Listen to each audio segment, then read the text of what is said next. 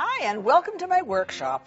In the workshop today, I'm going to be talking about t-shirts because I have a theory that you can never have too many t-shirts because you can have them short-sleeved, long-sleeved, shorter, longer, well, it goes on. And I have a t-shirt fanatic with me.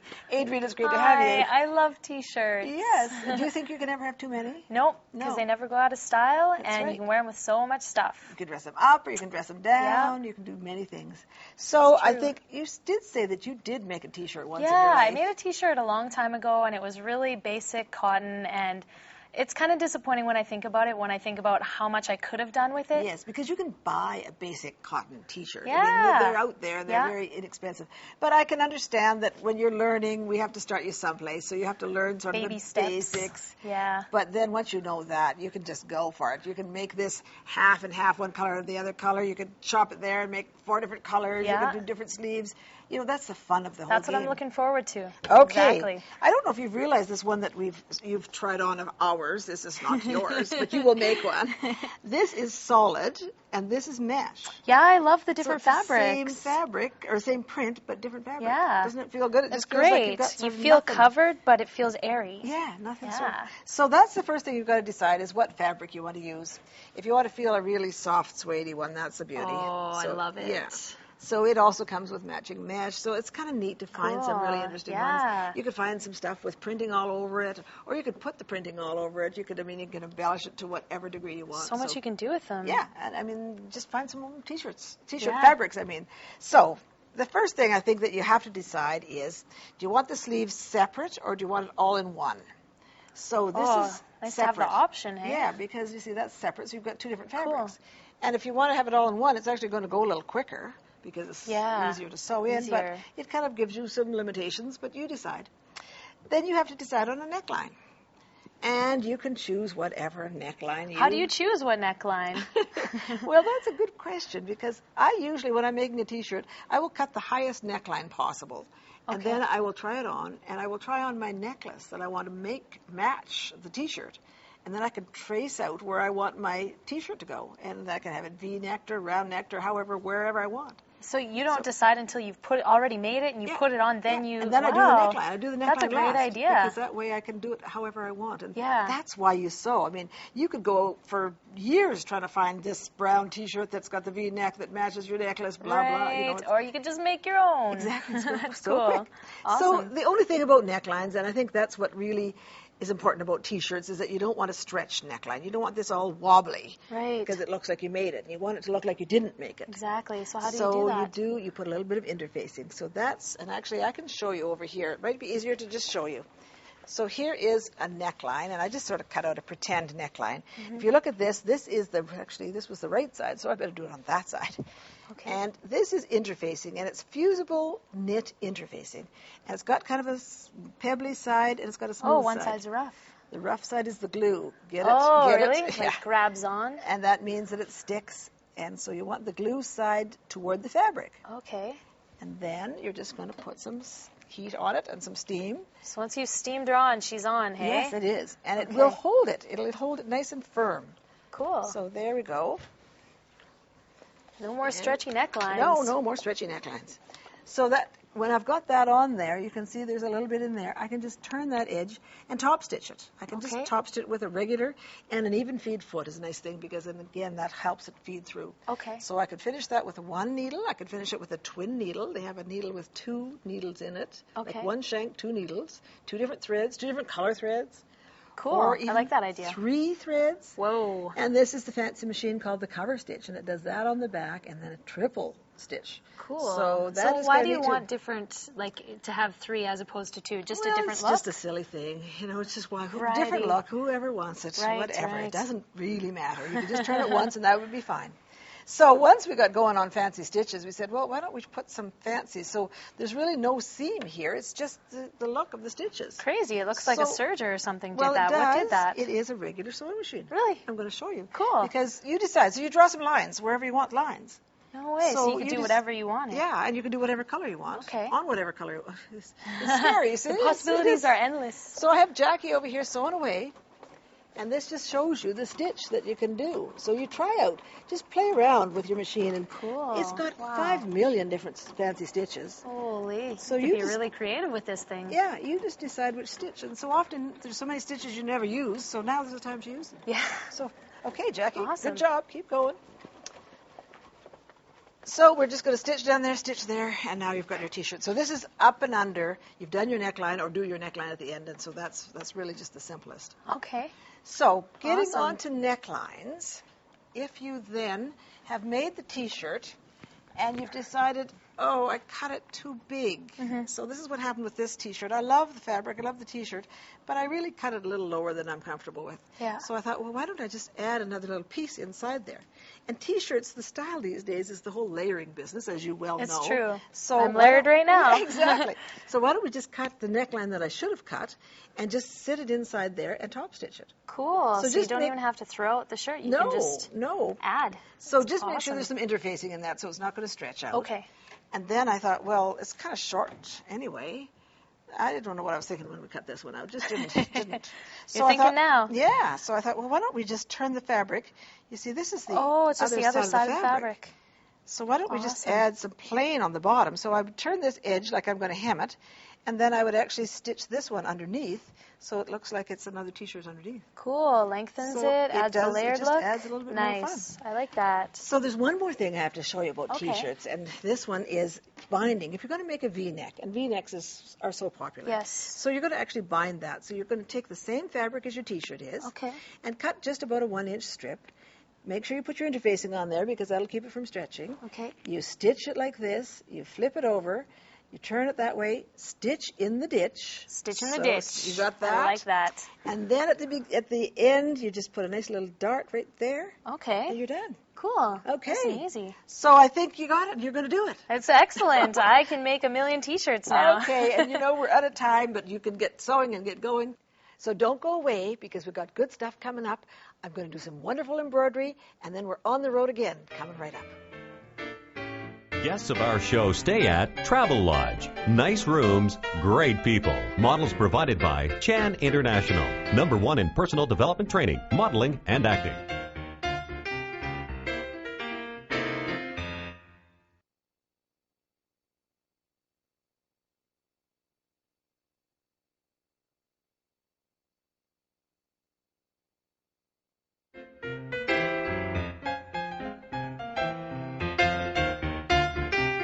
It's all about embroidery, and that's something that has fascinated me, and I'm just so interested to know how we're going to do all this. I've invited embroidery specialist Trevor, my friend Trevor. It's great to have you. Hi, Linda. So how did you ever get involved in this whole business of machine embroidery?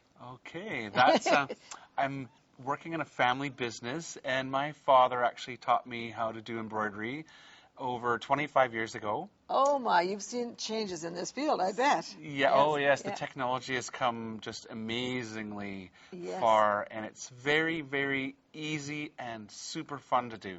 Okay, so you've done this then. Do you do all aspects of it? Or Absolutely. You can embroider on anything: T-shirts, jackets, home decor, scrapbooking. There's so many things. If you can strike a needle into fabric, you can sew on it, and you can embroider on it. Okay, so you have most things embroidered then, except I for do. what you've got on today. But other than that, you normally have embroidered do. things because I've seen Absolutely. you. Yeah. Okay, so give me some clues then as to how I'm going to go about this. Okay, well, project I brought today is home decor, and so this is a pillow, and what we've got on here is a traditional Japanese style of embroidery called sashiko, Okay. and what this is actually is pampas grass, so it's a traditional pattern used in textile making in Japan, Okay. and And that interested you, so you researched this. I And thought, yeah, it you would be a made this fun place design. to start. I actually wanted to bring it so that we could talk about using some of the specialty embroidery threads. Okay, sure. Because there's so many different types of embroidery threads that you can use. Well, that's exactly why I'm talking to you, because I think that a person could get so mixed up. They just sort of say, oh, I give up. But I want to hear more about exactly what you've done here. You've actually made this pattern, made this design. Yeah, that's actually really my specialty, is creating the designs from scratch. We use a computer, and you can really have any kind of artwork that you can find, a drawing or a photograph or something from the computer. Okay. And so in this case, we researched this through a book. Sure. And then we made the design, and this is from our collection of designs. So anybody, I mean, not anybody, but somebody that's got a little bit of clue could do this. If you have an embroidery machine, you probably have some software that would allow you to make your own designs. All right. So then I'll put that one down, Okay, put it over because here you've got it all hooped. You're all ready. Yeah, the hoop is here, and what I wanted to talk about is, and I don't know how well you can show that this is the thicker thread. It's called accent embroidery thread. Well, this one is definitely thicker than this one, so it's a weight then thing. Right. So accent thread is actually a 12-weight embroidery thread, and sort of your average embroidery design is 40s weight embroidery thread. So, yeah. Well, I like this because it's going to make a lot of show a lot quicker, isn't it? It does. It really makes it stand out on the pillow. This design on the pillow. Yep. And some things that you need to do when you go to sort of thicker embroidery thread, and one is the needle. We want to use a needle that's larger, has an eyelet that's large enough for the thread to easily pass. Yeah, just show how that'll pass easily through the eye like that. And if you were using a sort of standard sort of number 12 sewing needle, this thicker thread might start to bunch up and kind of ravel, like snag. So we're going to use a thicker needle. Because there's a bigger hole there that'll allow that to go through. Yes, okay. Now let me show you the hoop. See, this is a really nice large embroidery hoop, which makes it easy to do sort of large size embroidery on a shirt or on a pillow sort of thing. And because it's so large, stabilizing the area is really important. And what I've done... Well, I hear so much about stabilizers all the time, and there's 50 million kinds of stabilizers. So tell me, how do I know what stabilizer? Okay. Well, in something like this, I want to be able to remove it later, so I would probably use a tearaway stabilizer. Okay. But what I've done is I've hooped the fabric with the stabilizer so that it has more hold and it can't move around inside. So my question would be, what happens if I don't use one? You'll say that it'll kind of sink in the middle? This is very sort of sheer, thin fabric, and if I didn't hoop with the stabilizer, the fabric would easily move sort of inside of the hoop, and then the embroidery may not line up or look properly. Exactly the way it should be. Okay, so that gives me that nice taut surface that will ensure me a good result. So then what we do is we just attach our hoop to the machine, and I just have to find a little space there. Okay. Yeah. Good. And then what we're going to do is go on the screen and adjust the tension on the machine for the thicker thread. Because I'm using that thicker thread, okay? Yes, exactly. So I bring up the little menu, and I just bring it down like once or maybe twice and say, okay. You're decreasing the tension now. I decreased the tension for the thicker thread. Okay. And other than that, it's all threaded up and ready to go, and we can just drop our presser foot and push start. And it moves to the beginning of the design and starts sewing. Okay, so you'll have pulled your thread up to begin with. That's important. Absolutely. Yeah. And while that's sewing, then, if you wanted to talk about embroidery. Okay, so, I mean, I can really go ahead and leave this. Does it tell me how long it's going to take? It does, yeah. It'll tell you that it's going to take about 19 minutes to sew this design. Okay, does it tell me how many stitches? It will. It'll tell us that it's 9,994 stitches in this design. Okay. And it takes about 20 minutes to sew it. So, anyways, this, and then the end result would be something like a pillow. Okay. Well, I think that's great. We'll just we'll start that again. It makes a lot of noise here and while we're chatting. But I think this is great, Trevor. And I think what this has made me realize is that I've got to have you on the show again. Okay. Because I want to know how to make designs and stuff like that. I would be happy. And how do you do that? I'll come anytime, and I'd be happy to show you about making the designs. Yes. And other uses for embroidery. Okay, because there's so many threads and so many designs and so much fun. So don't you go away, because I'm going on the road again right away. I really believe if you can dream it, you can make it. And I love how so many of you do just exactly that. I do love getting your letters and your emails and your pictures. If you have questions, jokes, or funny stories, tips or tricks, or even just little comments about the show, I'd love to hear from you. Now, if you'd like to contact us, get a pen and paper ready for the end of the show, and you'll see the address and website, which has guest and project information. Get inspired from the show. Take out your needles and threads, your fabric and scissors. Get creative. And don't forget to tell us about it.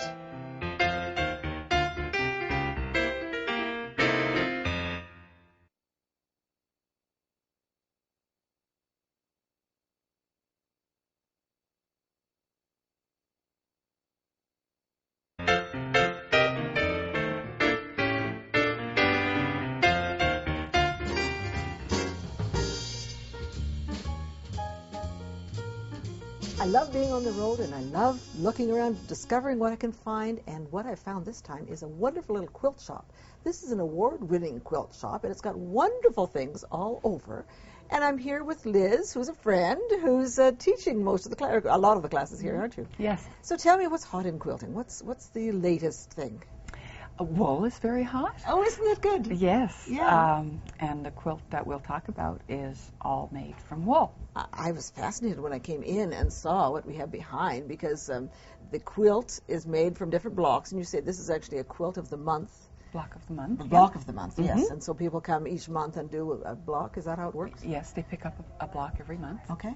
And then it's all made from wool. Mm-hmm. And it could have a wool bat even, and wool gabardine behind. And Yes. This has got to be an old thing. I mean, this must be what my grandmother and great-grandmother must have done. They would have in a more primitive style, but wool would have been used because it was warm and it was available. Yeah. And it was very warm. Yeah. So when you're talking about wool, then, what are you going to be using? We're going to buy our wool. Okay, all right. But you wouldn't have to. You don't have to. to. Use old wool that's around. That's right. Old garments. Yeah. Sure. Yeah. You would felt them. Okay. And felt them, you mean wash them? Wash them, dry them. Abuse them. It shrinks them. Yeah. Yes. Wool does have that wonderful ability to That's shrink. right. So we've all done that to sweaters. Yes, exactly. So that's good.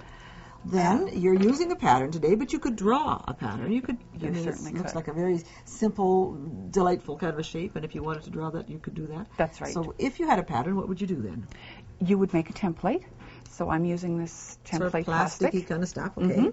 And you're basically just making an outline so that you can cut that That's out? right. I'm going to draw around it, cut out the templates, and then I'm going to use those to cut my wool. Okay. So I would place the template on the wool, and you have the option of using a rotary cutter or marking around it with a pencil and using your scissors to cut it out. Sure. This has got to be a cutting board. That's the world's smallest cutting board. This is a little cutting board, yes. Okay. So Good for to see now. for little things. Sure. And you could cut with the rotary cutter, and you didn't need to draw then. You could just cut around it. Okay. And then you have done that. So you've got the pieces Yes. all cut out. Here are our shapes. When you decide on your colors, are you, that's a tough one, I guess. It's a personal thing. Sure. I gravitate more towards the duller colors. Okay. Some people like brights. Okay. And people actually hand dye this. Correct. Don't they? And so if you didn't have the color, you could actually make it, and wool dyes nicely. Yes, it does. It dyes beautifully. Okay, so how are we going to go ahead and put this together? How are we going to go? Okay, this is how I do it. Okay. I use an overlay product, and I trace my design right onto the overlay. Okay. And I'm just using a marker, and I'm going So to let's trace. even see what that looks like. Then you're going to just trace around this. Just trace around it like you would. Okay. Yeah, there we go. And you just trace the whole thing. Okay. So that when that comes off, then you can see it. Mm-hmm. All right, so I can see that. Then I think here you've got one. I've got one. I'm going to baste this is along the top so that it stays in place. Okay. And then I'm going to use this as a guide. Great idea. So that way you don't have to start measuring and fussing and deciding where everything goes. So I'm going to place my piece underneath, and it'll line up with the lines that I drew. Okay. I let it sit in place. Are you going to put the whole works of them on, or are you going to just put one? I like to work one piece at a time because I'm going to pin this in place. Okay. And if I put too many pins in, it's not very nice to handle because I'm doing this by hand. Right. So I'm going to pin with a pin. All right, and then I see that you've actually jumped ahead for us. Thank you for doing this. Here's the next one, and you've placed a number of these exactly where they belong. Correct, and these have all been stitched. Okay, now let's talk about stitching. So you're going to stitch these by hand? Mm-hmm. Okay, so buttonhole stitch it appears to be, or It blanket is. stitch? Yes. Okay, what kind of a thread, or what are you going to put in your needle? I'm using hand-dyed cotton. You could use regular embroidery threads. Yes. Or you could use DMC Sure. pearl cotton. Sure. I'm also just going to show you Okay, how you would Could you that do it by stitch. machine? You certainly there's gotta could. be people out there that would say right now, oh, and I know that you really like handwork, so Yes. so you find this quite enjoyable. And, but there are machines now that have the buttonhole stitch on it. They certainly do, Sure. and you could do it by machine using decorative cottons or Sure. decorative threads. Sure. Okay, are you going to do that one for us? I'm going to do this one, so I've just knotted my thread. I'm going. The trick to a buttonhole stitch or a blanket stitch is to always start in the background. So I've started in the background. As in, is there a knot in there? Or? Yes, there is a knot. all right. Yes, And that's allowed. that's Okay. perfectly. Sure. I've come up in the background. I determine the length and width of my stitch. So I determine how far over and how far in. So you go in, your thread is always kept to the bottom, and you come into the loop. Okay. And you get pretty good at eyeballing this. That's don't right. you? I mean, again, these don't have to be perfect. There's no buttonhole police out No, there that that's say right. You have to do it exactly this way or that way. And you just continue on. And I can see how this is relaxing, and this is what you say it is. You can sit and Yes. visit with people, and whereas if you do it by machine, you have to be in your room with your machine, and you That's can't right. play with all the people. So, so you would put this one on, and then you would put the next one That's on. right. Same thing. Go underneath the overlay, place the next one, stitch it in place, and continue to do that until you've finished the whole thing. Okay, so then we have all of these pieces that have been done. So now how are we going to assemble those into a quilt? Wool is a little different when you assemble. You don't use a seam allowance. Okay. You want to just butt the pieces together. Together like that. And Like that. Zigzag, might I think? Or? Zigzag by machine. Okay. You get to use your machine. Okay. And then you're going to actually put something over top of them again with your That's hand right. stitching. It's referred to as a cover strip. Okay. So you would lay your piece of wool over top and Okay. buttonhole down each edge. And I see that you've actually got black bat. I didn't even know that you did black bat. So you've got a black bat in between. Yes. And then you've got wool gabardine on the back. Correct. So it's very quilty. I mean, it is quilt. It's 3 layers. It's a quilt. Okay. Thank you so much, Liz. This You're has been welcome. fascinating. I'm really interested in doing wool quilts. I think this is great. So thank you so much. You're welcome.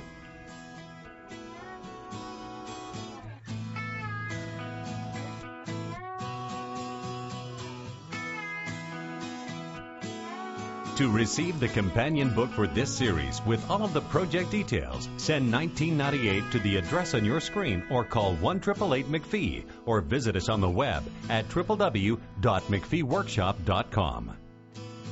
Sponsored in part by Janome, quality sewing machines since 1921.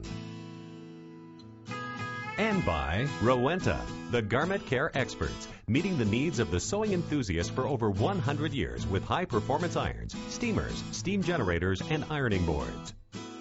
And Wonderfill Specialty Threads, thread for the way you sew. And by the Woolen Mill Store, your source for quality fabrics and more, featuring the largest selection of wool and wool blend, yardage from Pendleton Woolen Mills. And by Horn of America, experience quality, innovative ideas, and customer service. And Creative Festival, bursting at the seams with hundreds of industry experts, conference classes, exhibits, and more. Experience creativity in the making.